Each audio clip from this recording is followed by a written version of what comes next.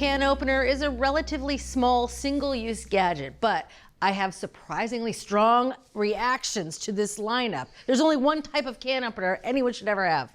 And I know that you are not alone in that, Julia. We tested this lineup of 11 can openers. The price range was $8 to $55. Ooh. And these are the cans on which we tested them, these tiny little 6-ounce cans of tomato paste, because they have tight curves inside that lid that you have to get around with your can opener.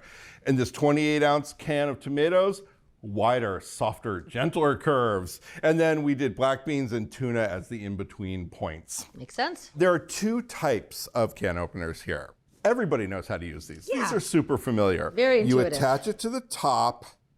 When you press down and the blade punctures, you feel that click. You know you're in. You know you're in. You go all the way around like so. You know you're done because the lid either sinks down a little bit or flips up like that. That's it. So the pros are just that it's so familiar, so simple to use, and it gives you all this sensory feedback. The cons are that you end up with this sharp lid. A lot of people don't like that. Sometimes the cutting wheel will dip down into the contents of the can, so it can get a little schmutzy and you might have to clean it a little bit. And some of our testers dislike the fact that you really have to press hard all the way around the can to keep the opener engaged with the can, which you don't have to do with the other type. Do you want to demonstrate the safety openers? Yeah, you're gonna have to walk me through it though. Okay, so this one attaches to the side. So you angle it down to the side. All right. Like so you put the cutting edge underneath the rim. All right, I think I'm there. No, I'm not sure you are. No, I'm not No? there. There you go. Oh. So you don't get the sensory feedback from that. Oh, you right? really don't. You don't hear that little click. You don't hear that little escape of air. You don't necessarily know once you're done all the way around. Oh, you really don't. No. You just have to kind of guess and hope for the best, and you lift it up. The lid comes with it, as you see. I kinda like no that. sharp edges. And if there's something left in the can when you're done cooking and you want to store it in the fridge, the lid is intact. You can just pop it right back on there for storage.